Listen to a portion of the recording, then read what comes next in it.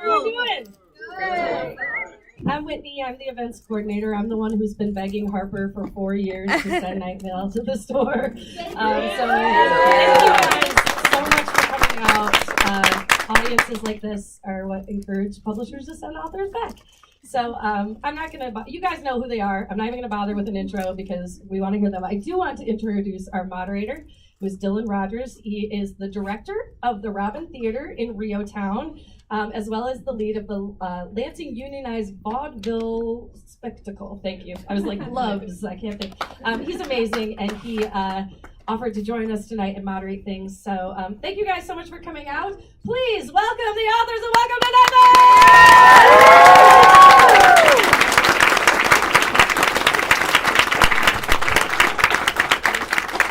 Whitney. Thank you, and thank you all so much for coming. It looks like we have standing room only here. I think they discourage climbing on the shelves or getting on the mantle over there. So thank you so much for coming and spending the evening with us. I'd like to welcome Joseph Fink and Jeffrey Craner. Hi.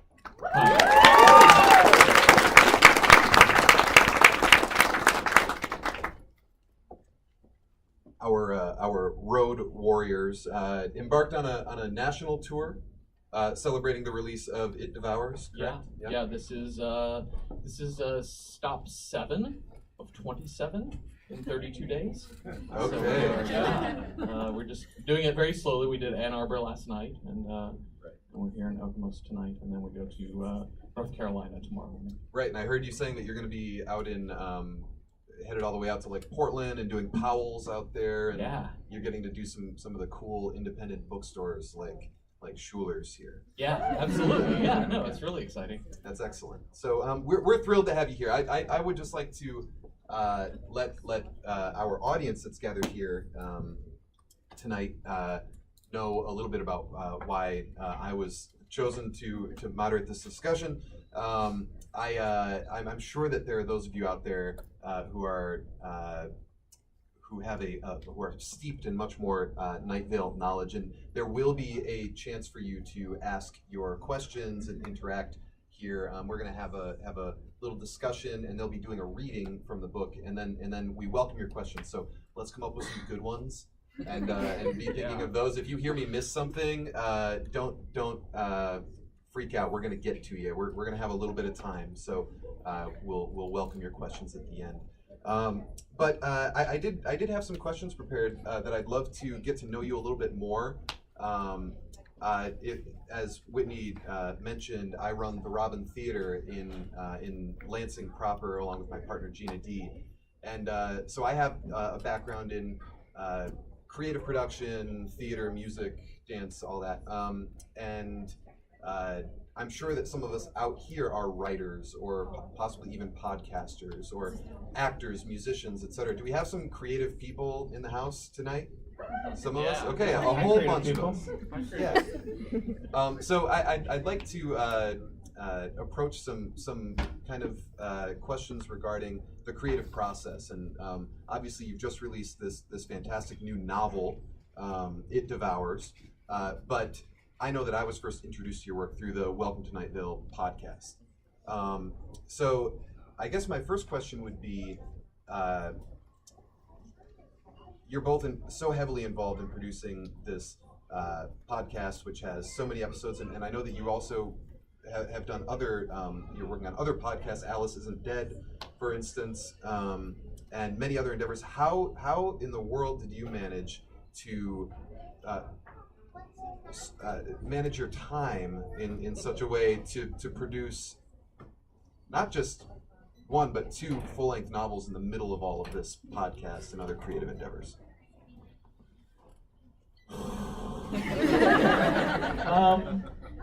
Yeah, it's been tough. There's not like a magic answer to that. Partly we're interested in a lot of things, and partly the only way to make a living as an artist these days, as I'm sure you know, is to have just a ton of things happening at once. We run a podcast network, we write books, we write podcasts, and then we both audio edit at least one of those podcasts.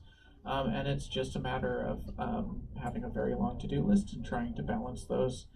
We wrote a big chunk of this. I can't remember whether you were on tour with us at the time. I don't think so, but we were finishing up the rough draft of this while Night Vale was on a Europe live tour, and so I very vividly remember one of the chapters. I was in a basement in Prague. It was Prague.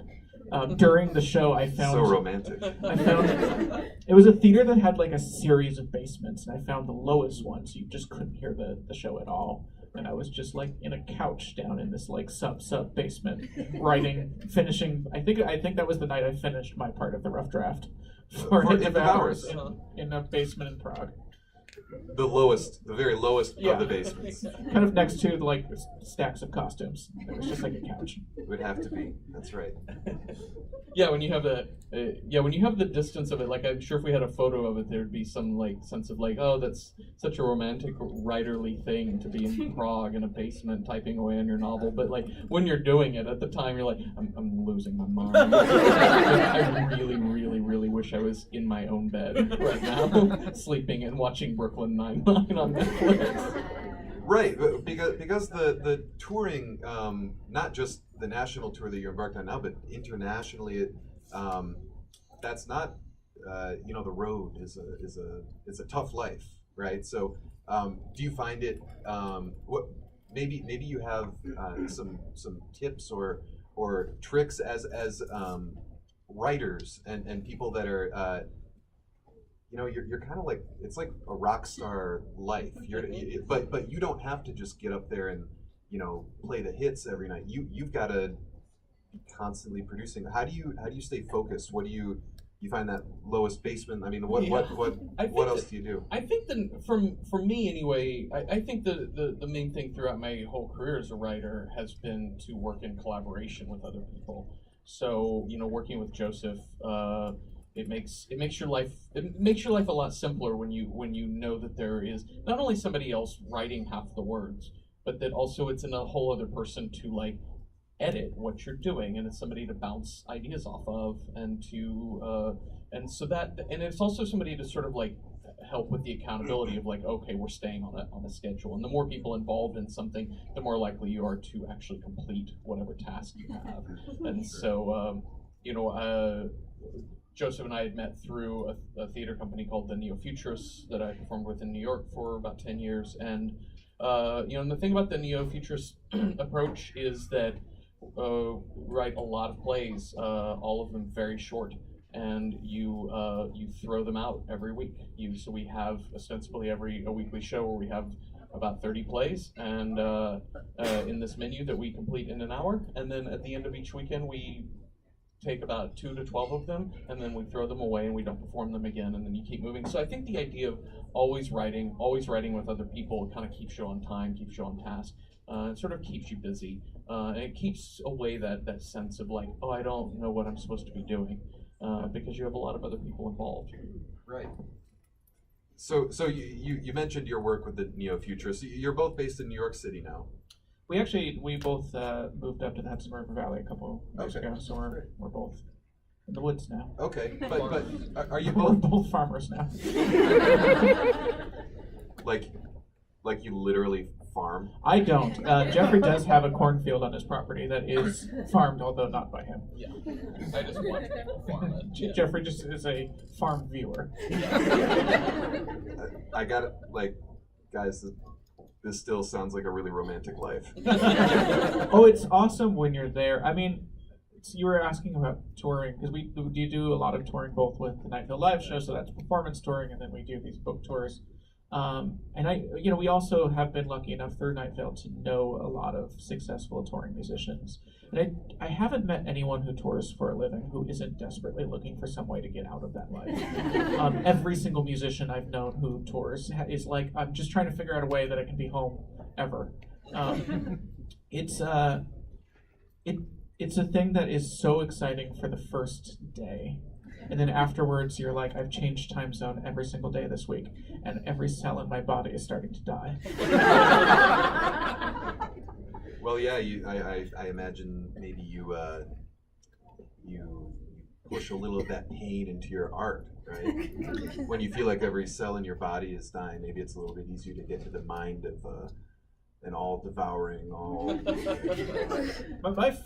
my experience has been mainly having to write on tour because I'm having to write on this book tour. I'm trying to finish a rough draft of a thing, and generally it just turns my brain to mush, and so writing becomes very hard because I'm just trying to remember what words are and how language works.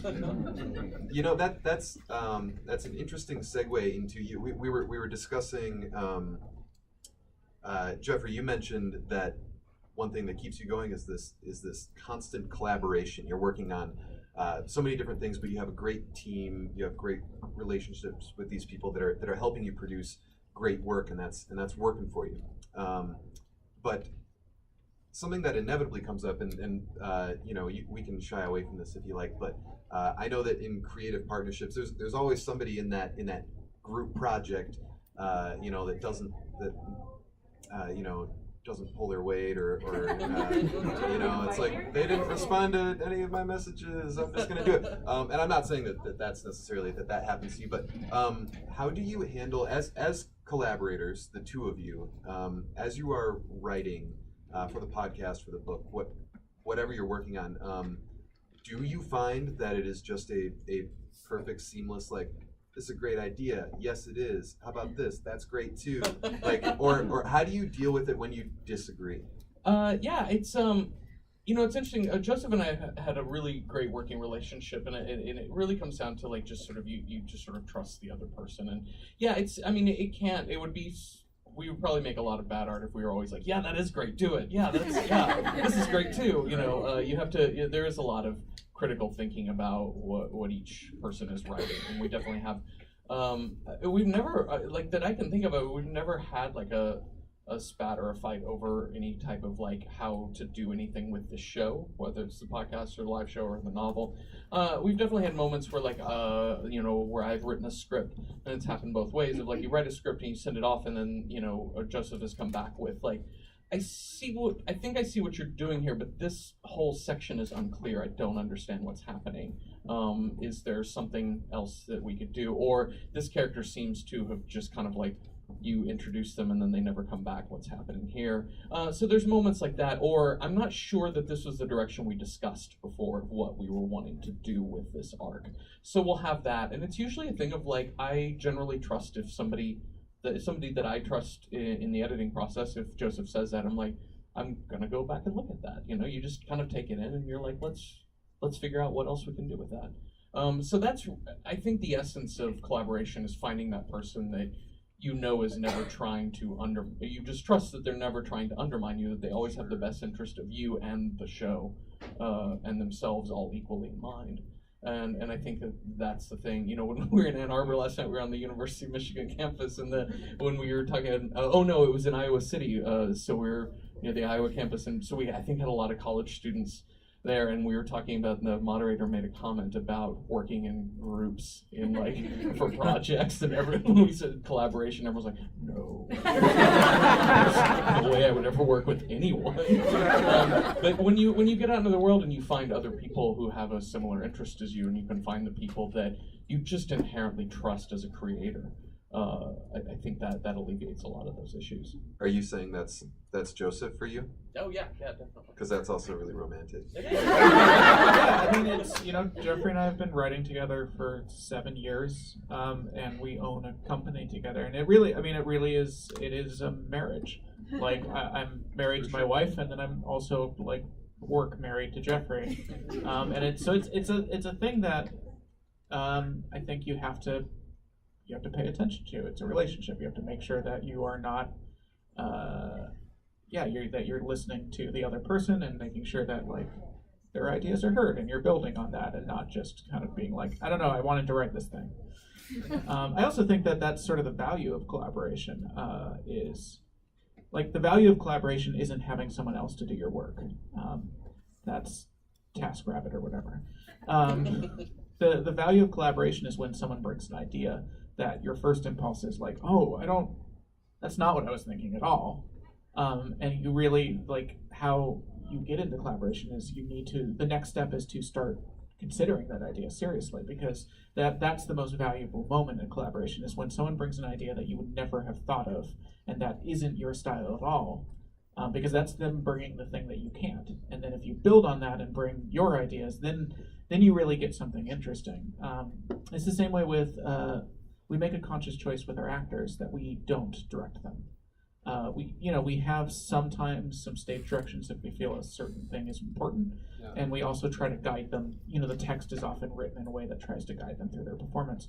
But we generally just hand them a script and are like, make choices, we trust you. And sometimes they make choices that weren't what we were thinking at all. And the essence of collaboration is being able to be like, okay, I'm going to build on that choice you've made. That's so cool. I think that's very insightful to anybody that works on creative projects. So thank you for that. Sure. Thank you. Wow, I kind of want to stay on that train, but I also think that maybe we should move a little bit further away. And you're also hitting on all these. You brought up the neo-futurists before I could get to it, and that's fascinating. And maybe we'll come back to that. Okay. Because I think that's very interesting. But so things in the world of Night Vale get pretty dark, and they get pretty weird. And one thing I really appreciate is that there is often a glimmer of hope there. But speaking of the dark and weird and moody. Do you ever find yourselves in the writing process like that's too weird for Night Vale? Or is there like, do you ever come up with? We're working on a holiday show, and somehow like death keeps working its way, and it's like we can't do that at the holiday show. Ever get too weird? I don't know. There are definitely I don't know about too weird. A lot of times in writing, this sounds. So for something like Night Vale, which I think is weird, is probably the most common adjective used to describe it, but I never think about writing something weird. I try and think in terms of writing to the characters and writing to the arc of the story first. And then the tone of Night Vale's narration, whether it's the podcast or the novel, has kind of an offbeat or dark humor. So it's kind of like finding that voice and writing to that. So the weirdness sort of comes out in the framing of these scenes, and knowing that it needs certain elements of that. I don't really ever think about something being too weird. I mostly want to make sure it's clear first, right? I want to make sure that the characters' motivations and decisions all make sense.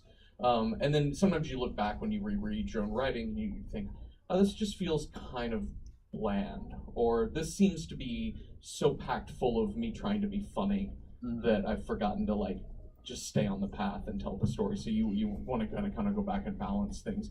I mean, there are times when you write and you just find yourself going down a path. I mean, the example I always use is that there's a character in the Welcome to Night Vale podcast named Earl Harlan, and we were doing the actor Will Wheaton plays him when we do the live shows, and so when we go to LA, if Will is available, he will come and perform that. And so I was trying to write an Earl Harlan scene, and for the live shows you want something upbeat and fun and usually really funny, and I started writing a thing, and I was trying to play on the trope of the chef, because he's a chef, trying to play on the trope of the chef who just uses alcohol and everything. And I was like, okay, well, what can I do with that? And it just turned into this 5-minute long scene of Earl growing more and more depressing and depressed, and his life was just miserable. And I was like, oh, I just can't do this. The most, Cecil would be so mad that we'd have 5 minutes of just the audience leaving. Sobbing, I can't leave here right now. That's exactly what I was looking for. Yeah, well, it's that sometimes you just go down that path and you have to remember what it is you're writing for and what you're really trying to do. Not that you can't make a depressing thing in Night Vale or something really sad, but you have to know where it's at and how to get back out of that. Yeah, I mean, I think that's actually way more than thing being too weird, because I don't think nothing's too weird. It's just you haven't written it well enough. Right. But we've gone too depressing sometimes. We had to it usually is with those live show parts, because they need to move, and sometimes you start exploring the character because it's a character you haven't written about in a bit, and you're like, oh, what are they doing? And then it just goes way too complicated or way too dark. The character Michelle Wynn, the owner of Dark Owl Records, who we write for sometimes for our European tours, because the actor, she lived in London, she now lives in Switzerland. But every time, I for some reason, I think I wrote her guest part for 3 years in a row, and just each year it got more depressing. I just made her sadder, and I didn't know why. I mean, I think I know why. It's because she has such a detached persona that in order to balance that out, I just wanted to give her some real emotion, and so I just kept making her sadder. And there was a year where I wrote the script and we used that scene more or less, but I sent it to Jeffrey being like, I think this is way too sad. And I mean, the value of collaboration, he found a way to pull us out of that at the end. But it really was just like, I don't know, it's just her being sad for 5 minutes. Here you go. Well, something that I think shines out of the whole thing, particularly about the podcast, is you have this wonderful ability to take things to a dark place and explore, develop these characters in a way and go down these kind of less trodden paths. But there are always these nuggets of coming back to like maybe you disagree, but I feel like hope or light. I'm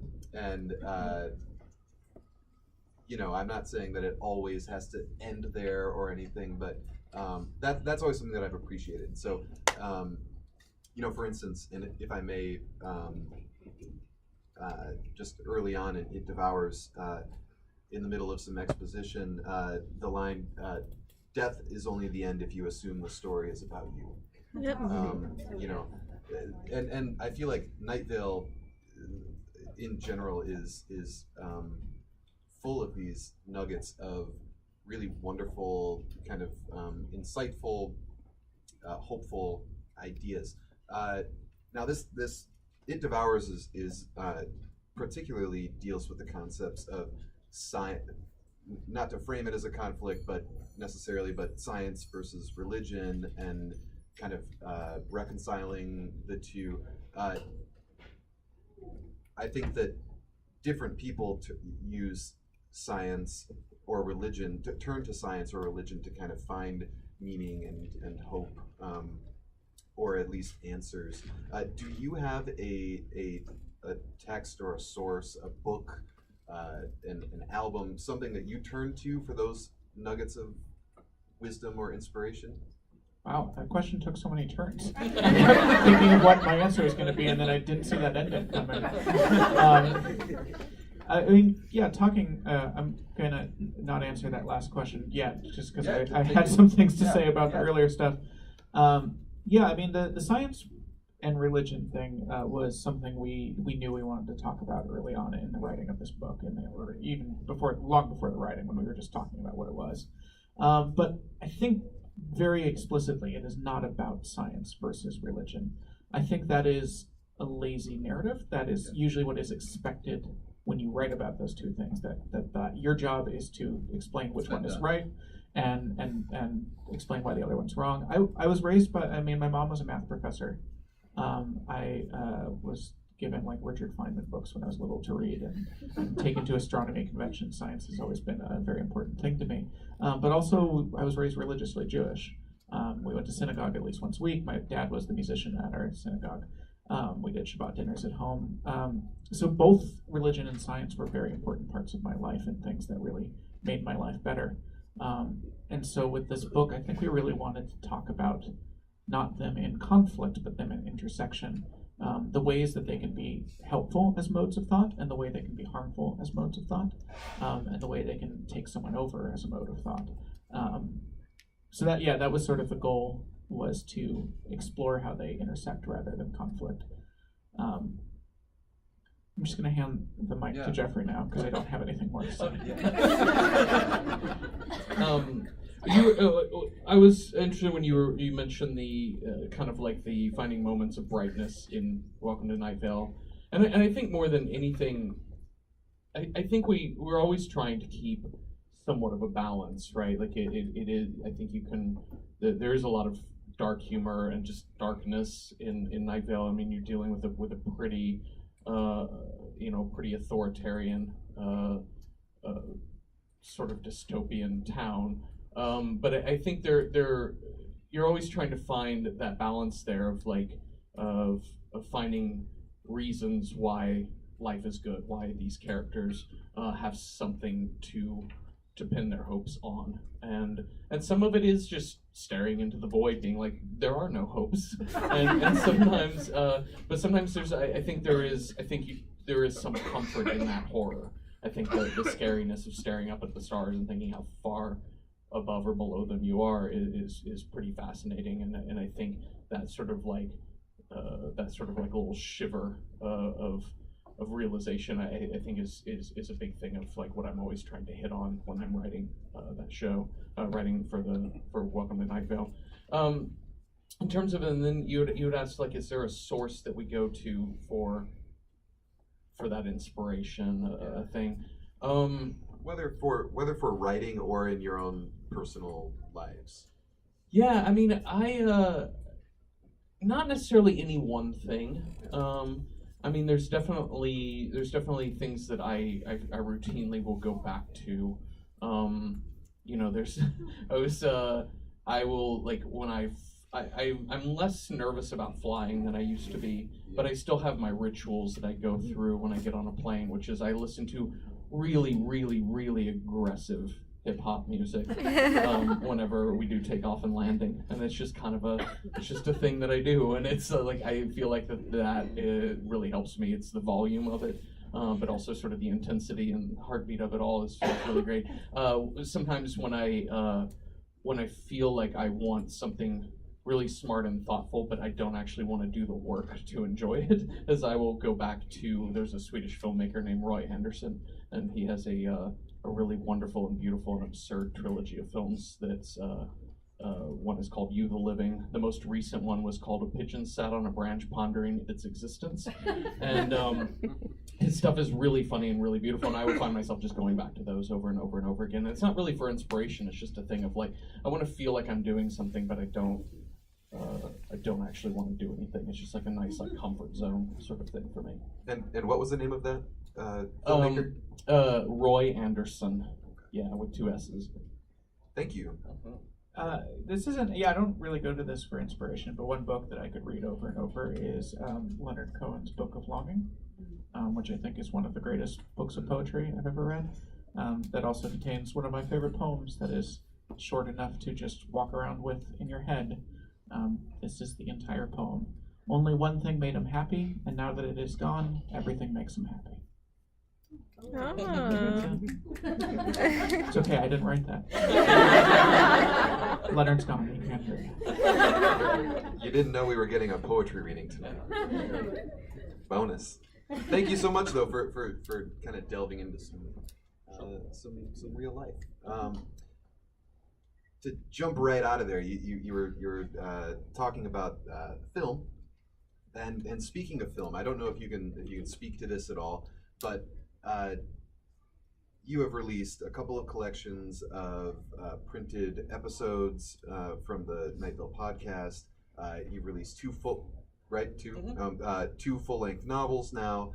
You're doing the live show. You're keeping up with the podcast. You're doing your own separate podcast. You're doing the Neo-Futurist. So while you're on a roll, film, television, anything in the works? TV. Yeah. Don't we all?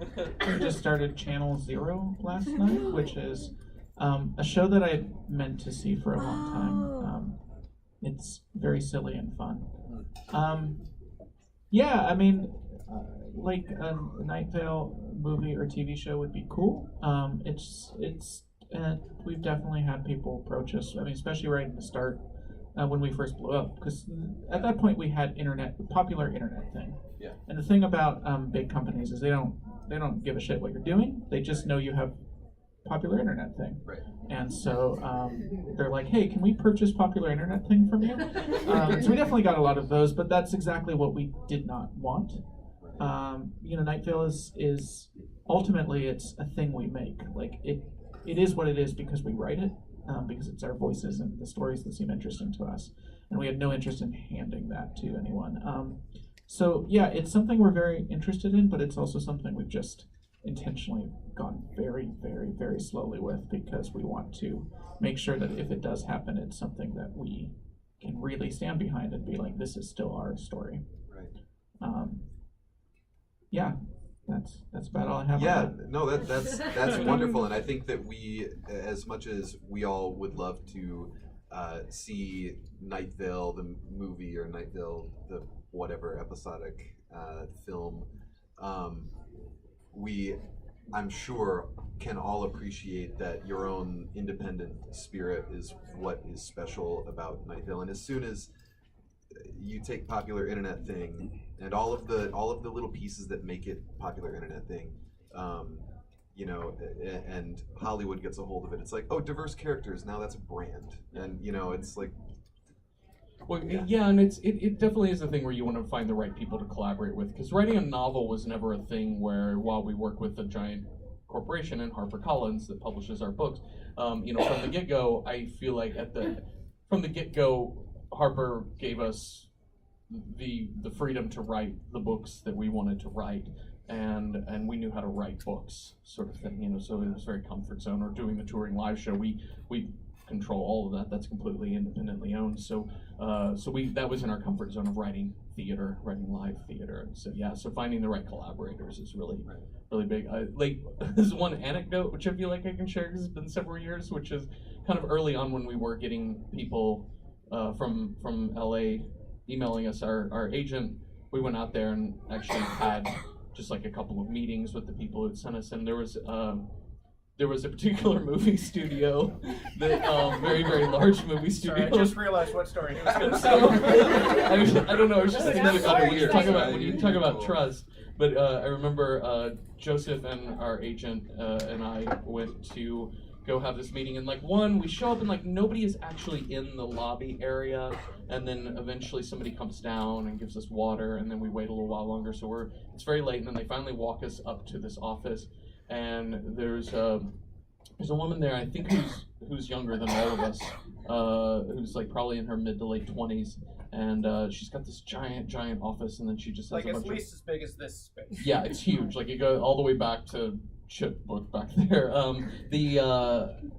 So we're in this long, huge office, and her desk is kind of far away from this one little couch that the three of us share. And we sit down, and she goes all the way back to her desk and sits across, and she's like, "So tell me about Night Vale." And Joseph's like, "Well, so we started Night Vale," and then she lifts up this thing and she presses a button, and it's a remote control, and the door just slams shut behind us. Joseph's like, "Well, all right." Just finished the one sentence description, and then we sat there the rest of the time, just like wrote, saying answers, being like, "I can't wait to get back and have I a steak." genuinely don't think I spoke again that whole No. meeting. I just went into a just shut down, just like whenever we're done. And then I spent the whole time just cackling, laughing at everything that was happening. And so it was truly bizarre. And when you have yourself in a situation like that, it does feel like a Robert Altman satire of Hollywood, and you realize like, oh, I could never work at this place. That would be awful. Thank you so much. That's a lovely. I got totally sucked into your storytelling and lost my place. Let's talk about because what I first fell in love with Night Vale through the podcast, and I'm wondering, do you have as kind of folks who, at least in my experience, and I think many people would agree with this, have been pioneers of a particular type of fiction, in particular in podcasting as a medium. Where do you see podcasting going in the future? I mean, right now it's everybody's got smart, but it's taking off. More and more people every day, every week I talk to, they're like, "I'm listening to this podcast." It's like the first time they mentioned to me that they're into it. Like where is podcasting going? Do you have a feel for that, or hopes or dreams? I mean, I have hopes, and I have fears, and yeah. So podcasting's in a really interesting point right now. It's changing very fast. I started listening to podcasts very early on. I want to say I started in like 2005, 2006, and I think podcasting came into existence in like 2004. So podcasts there were very few podcasts, and every podcast was just sort of being like, I don't know, we're a podcast. We don't know what that means. Hey, everyone. And then, so when we started Night Vale in 2012, the feeling I had is, wow, we're coming to podcasting very late. But I think that wasn't actually true ultimately, because while there were definitely a very established podcasting world, at the time there was really only two types of podcasts. There was comedians hanging out and chatting, Right. and then there was This American Life and things that sounded like This American Life. And those were the two types of podcasts, which is part of the reason we started Night Vale, was we wanted to create something that didn't sound like one of those two things. So then Serial happened, and Serial completely changed podcasting forever. Because before, when we said, oh, I do a podcast, the answer was always, what's a podcast? And then afterwards, the answer was, oh, like Serial? But not having to explain what a podcast is anymore changed everything. Now HBO has podcasts, ESPN has podcasts, ABC News, I just discovered, started a true crime podcast because everyone's starting a true crime podcast. I've got 3. I mean, it is, listen, if you want to be number 1 on iTunes, start a true crime podcast, you'll get there. My favorite murder, shout out! Yeah. I mean, there's some great true crime podcasts. Shout out to Criminal, one of the first, and still, I think, the best. Yeah, but it is a thing where giant corporations are moving very quickly into podcasting. There's also just companies started specifically for podcasting that are taking on literally tens of millions of dollars in like Silicon Valley money. You know, Gimlet Media, I think, just got like $25 million in investment. Right. And it's just a very different world than the one where we recorded a weird radio show on a USB microphone in an apartment in Harlem and just stuck it out there and then ended up being able to have people hear it. I'm really worried that it's going to become harder and harder to independently make a podcast and have it be heard, because I think once HBO makes a podcast and they throw a ton of money in marketing, then it's no longer this thing where people hear what is most interesting. It becomes like any other form of media where people hear the thing that there's some money behind to get to your ears. I think there's lots of people working against that. You know, we're trying to with Night Vale Presents. Radiotopia is another small artist-focused company that's doing really good work. And there are definitely independent podcasts that are still finding an audience. That is still happening to this day. I mean, my favorite murder actually, I think it was Feral Audio, which is a very small company. I think they then moved to one of the giant ones, but they started out as an independent podcast. So it's still definitely happening, but. Yeah, I'm sorry, I'm rambling, but it's something that I think about a lot because we run a small podcast network, and it is super hard to compete now against HBO. Yeah. No, I mean I agree.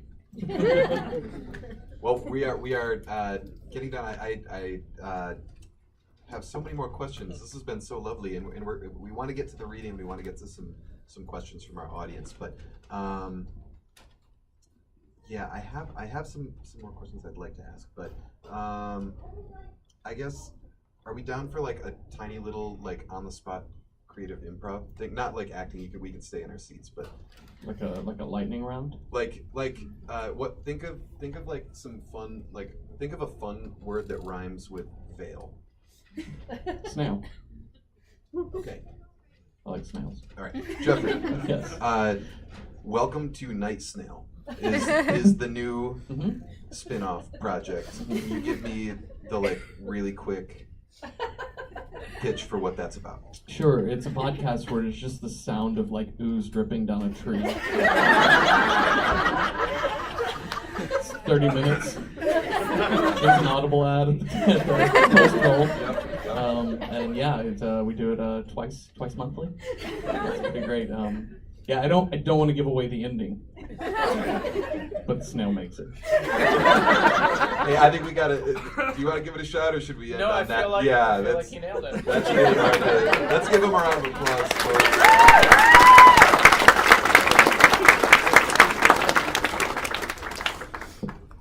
And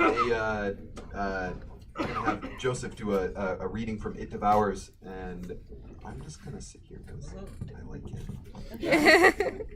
Okay, so for this reading, I'm gonna need a location where someone might have breakfast and 3 types of jobs. Hey, so I'm gonna read from chapter 3. Nilanjana had no interest in Carlos. And anyway, he was married to the local community radio host Cecil Palmer.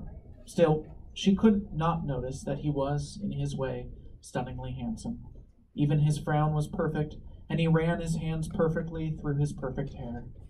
In science, of course, there's always a lot of pressure to look good.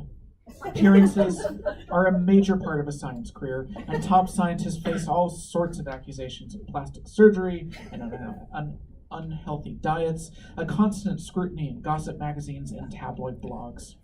But Carlos stayed out of all of that. He was a beautiful person, but that never interested him much.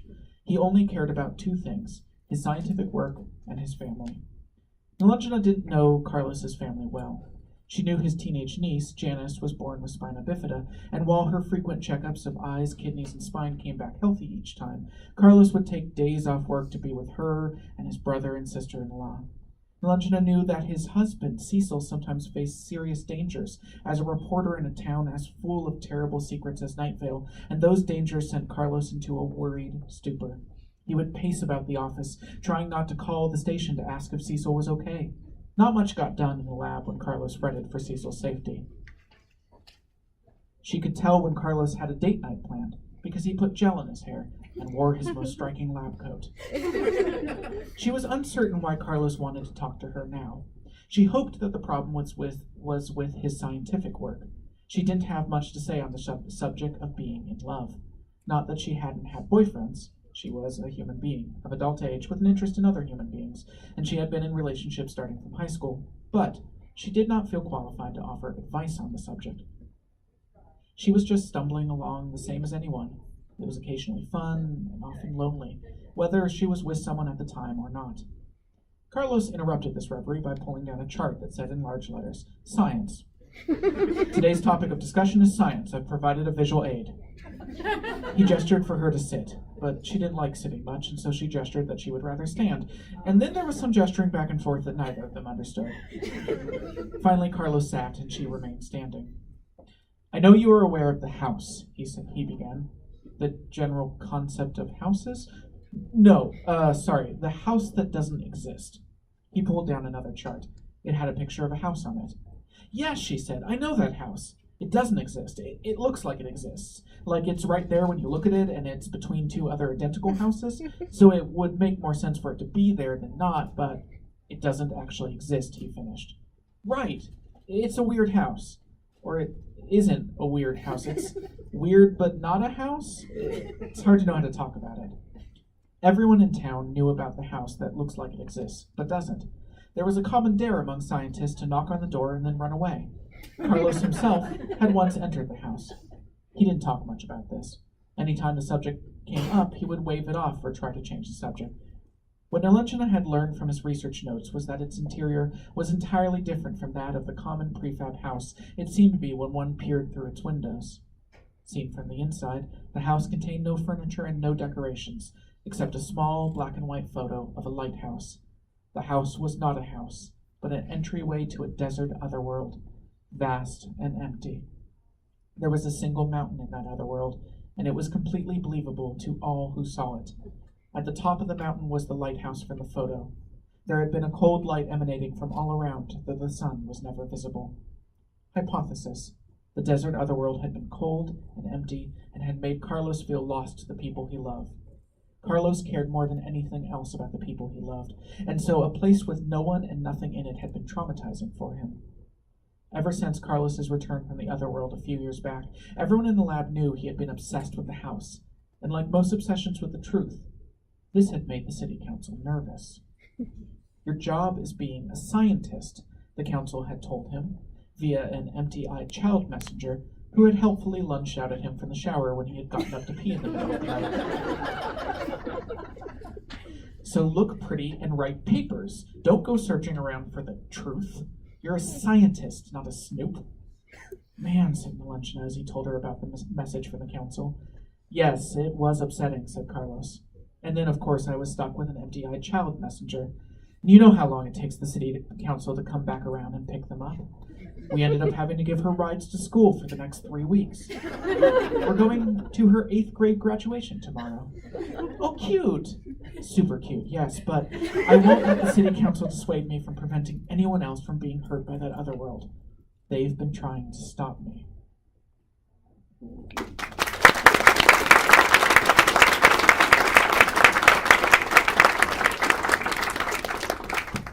Thank you, Joseph. We do have a little bit of time left for some questions. Let's keep it to questions rather than just commentary, if we could. Yeah, I think we've got about 15. So let's see. Hands up. Okay, this guy back there has been raring to go. Let's have you stand up and deliver, please. Hi. In the podcast, Cecil talks about, towards the beginning, going to homecoming to see his mother. That she's canonically dead, but later on he talks about how she disappears, and he has no recollection of where she went. Did you guys retcon, or is that? It's right now. The word retcon always throws me off. No, I mean, I think it's one of those things where it's a storyline we've dealt with. It was and it may not entirely, the whole story might not entirely be in the podcast, but we had done a touring show last year of ghost stories that became about, it deals with Cecil's family and that. Yeah, I mean, not speaking specifically to that, but a lot of times when we write Night Vale, because it's not a 7-book arc, right? It's not like a 6-season TV show where we're like, okay, well, in episode 1 of The Leftovers, all these people disappeared, so by the final episode of season 3, we need to explain what happened, and they kind of did. And so, but Night Vale has never been like that. So it's an ongoing storyline of people telling these things. So we have no idea like what the last episode would be for Night Vale, because we're not approaching wanting to be done with it yet. So we'd have to be nearer to wanting to be done before we would know what that is. So along the way, what happens is you tell these stories, and later you have to kind of go back and see where that is. So there's a lot of things in Cecil of like, I think, denial of maybe what his relationship with his mother was like, denying what happened to her, and also being younger when she disappeared. But she, disappeared and later returned, I think is the direct answer for that. But yeah, I don't know if the right term is like retcon, but we definitely go back and look up old stories, like from episode 12, and then we're writing episode 112, and you're like, I never covered this thing again, like, this character is great, I want to rewrite, I want to write about Harrison Kip again, or whoever, and then you do, and then it always is funny, because sometimes one response is, oh, retcon, and then the other response is like, wow, you guys set up things in episode 3, they were going out fully and mighty, and they knew the whole time.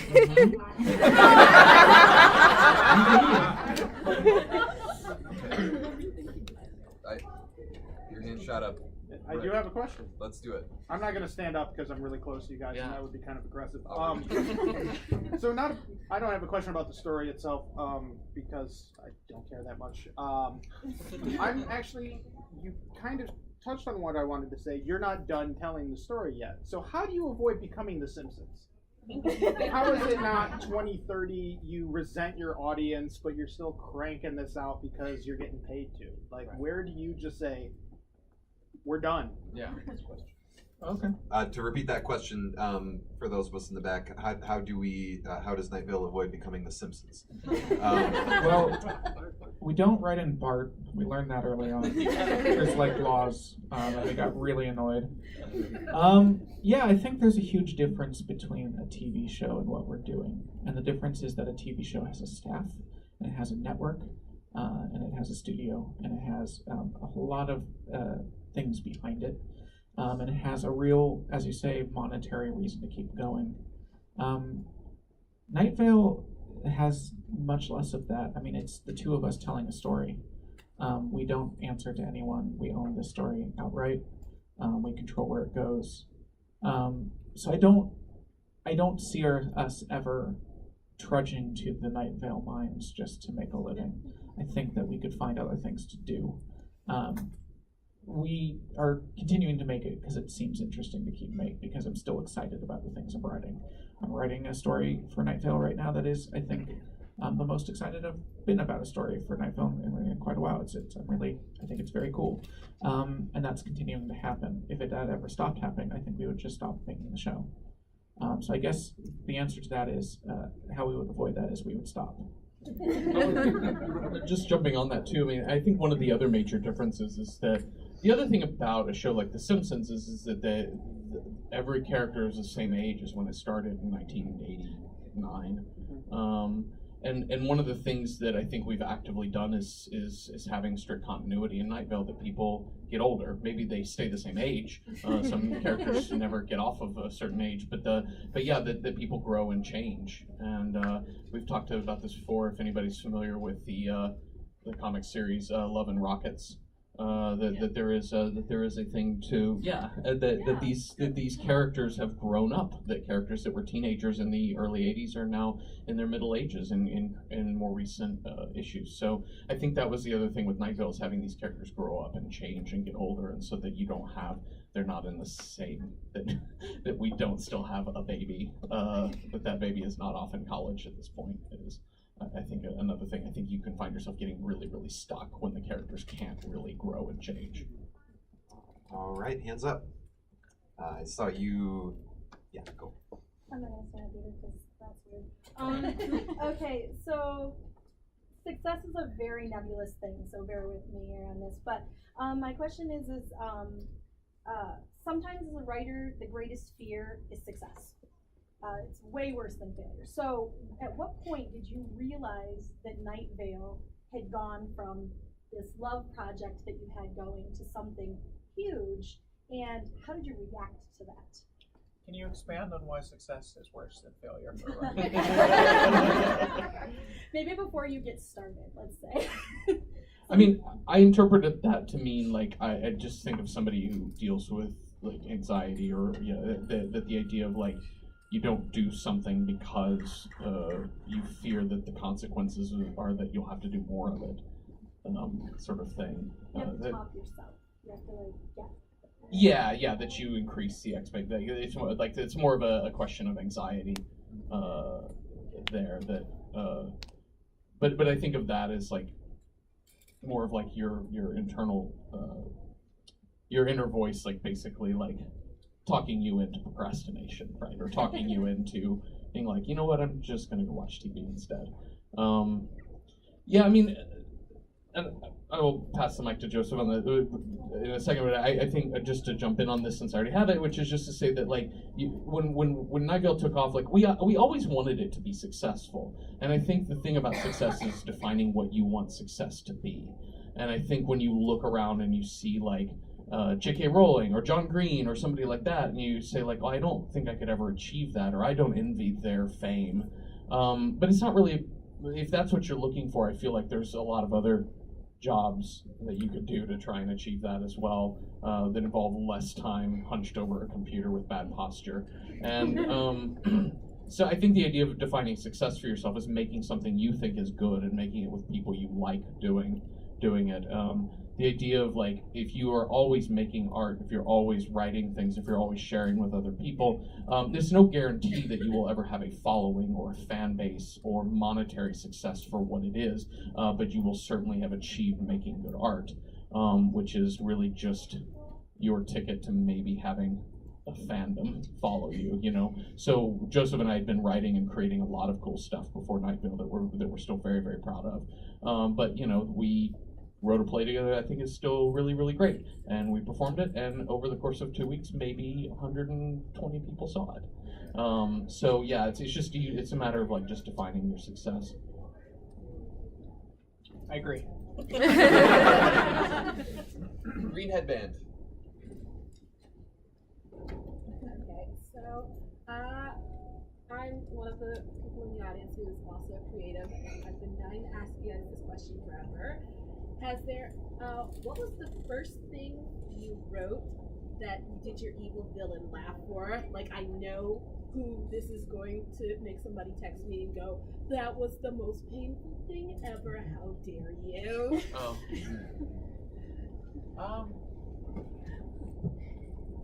Oh, I thought you were going Why are to you repeat looking at me? Oh, yeah. You were like, I'm going to repeat the question. I think I probably should. And also, I want you to summarize that a bit, because I'm trying to, while I think through it. Yeah, so the young woman asked, when was the first time that you wrote something that caused you to use your evil villain laugh because somebody was going to text you after they heard it or read it and say, "You wicked, wicked man, you." Did that summarize it? Yeah. What was your George No one has R. ever Martin? texted me, "You wicked, wicked man." Oh no. Here's why I don't know how to answer that question. Really, I'm gonna answer it in a little bit of a tangent. I guess there's stuff I've written that I've felt really great about. And Night Vale was one of those things where the very first thing I wrote for Night Vale was the paragraph in the first episode about the lights above the Arby's. It was before I knew really what Night Vale was. I just was writing these weird. I just started writing this paragraph about lights above the Arby's in this desert town. And after I'd written it, I'm like, okay, I think this is a thing. And I started writing other things. And I remember when I finished the episode and Cecil agreed to record it and I put together this test episode, I remember walking around my neighborhood listening to it over and over again because it just sounded better than just about anything I'd ever made. And it really felt different. It felt more complete and whole and already there than anything I'd ever made. And that felt really good. I've definitely written scenes that would be painful for people. I don't think I ever feel good about that necessarily. I think it's nice when something emotionally lands. That can be very satisfying. That live show that Jeffrey mentioned, Ghost Stories, is pretty sad in the end, and it gets into some very serious topics about dealing with death and grief and difficulties in your family. And I feel personally that we landed it. I feel really good about where we landed in that thing and how we handled that. And I think it makes people cry. And I think that that's good. I don't think it's good because they're crying. I think it's good because we managed to take emotion from ourselves and put it into them. And that's a very difficult and delicate thing to do. I think that answered the question. Yeah, that was good.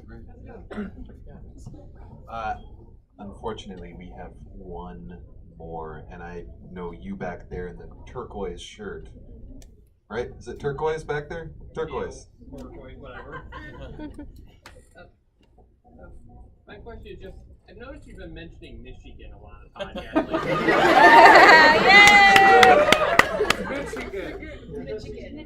Milsteden. Portugal. Mr. Jim. Not surprisingly, we got this question in Ann Arbor last night. So we mentioned the idea of it originally started as a joke of there's so many geographic jokes or just things that are naturally true in our normal world that we will invert that idea in Night Vale. I think we had a live show one time where it's a conversation between Cecil and Carlos mentions Canada, and Cecil's like, I've never heard of that. Where is that? And Carlos says, it's in Boston. And so the joke of this huge country, not even realizing that it's not a neighborhood in Boston. And I think Michigan, I don't know if you know this about Michigan, but it looks like a mitten. And it's a very noticeable U.S. state when you just see an outline of the country. And so I think it was this idea of there would be this place where Cecil would have never heard of or can't even find it on a map. And so that was the absurdity. And then Cecil Baldwin, the actor, when he read the word Michigan and knew that his character wasn't supposed to know what this was, just said Michigan. Kind of, I think, almost hesitates a little bit. And it was just very funny to me, that choice that he made. And so I remember going back and writing more about Michigan, and this constant confusion of like this super noticeable state being completely, he's unable to see it on a map. And so I think that was really just sort of, it started imbuing Michigan with this like weird other property of you know, we followed the line of intern Kareem being from Michigan, and this idea that there's like two different realities happening, one where Michigan doesn't even exist, and then another actual reality where like Kareem grew up with these parents in this actual real state. So yeah, that was really it, was exploring that. I think Michigan made it to the national title in football that year that I was writing about it, and it was the very year that the actual Michigan Wolverines like went like 3-9 or something like that. So I mean, to be fair, they lost to themselves. Is how I kind of also won the title. Thank you. Well, Michigan loves you very much. Thanks. We appreciate you being here. Thank you for taking the time. To everybody that had questions that we couldn't get to tonight, I'm sorry, and you'll have to catch them the next time around. Well, you can ask when you get your book signed too. Or you can ask when you get your book signed, and we're going to take a minute to get that set up. But how about a big round of applause for Jeffrey?